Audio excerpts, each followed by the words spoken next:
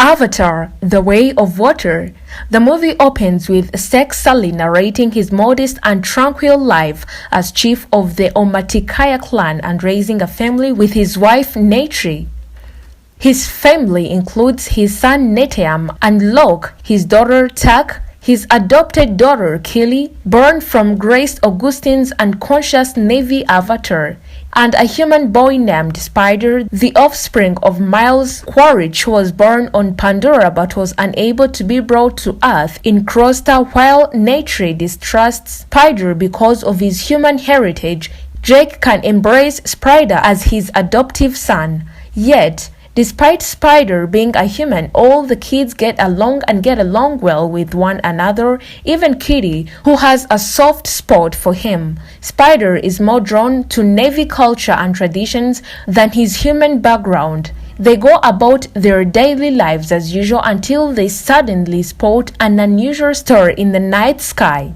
They are shocked to learn that it is an RDA spaceship carrying people who are colonizing Pandora and building a new main operation base, significantly harming Pandora in the process. Colonel Quaritch, who has been cloned into a Navy body and has had his memories from before his death uploaded, is one of the newcomers in the ship. Quaritch is therefore unable to recall his death at Jake's hands and is instead only able to recall the past and his vengeful mission to kill Jake. Jake directs a systematic guerrilla operation against the RDA supply lines, weakening them to stop the RDA from abusing Pandora once more. Lo'ak, who disobeys Neteyam and is anxious to demonstrate his powers as a Navy warrior, tries to aid Jake in fighting during one of the operations but is injured. Jake saves him and teaches him not to put his own safety in peril by acting recklessly. That evening, as Jake was attending to his wounds, Neytiri gently reminded him not to be too harsh on Lo'ak. Jake responded by expressing his concern as a parent for the security of his kids.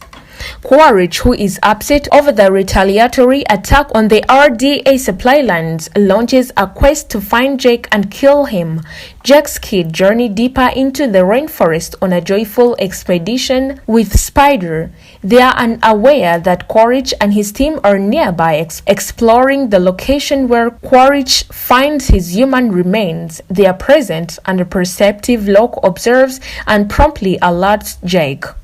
Jake's kids are taken prisoner by Quaritch's group after a skirmish breaks out.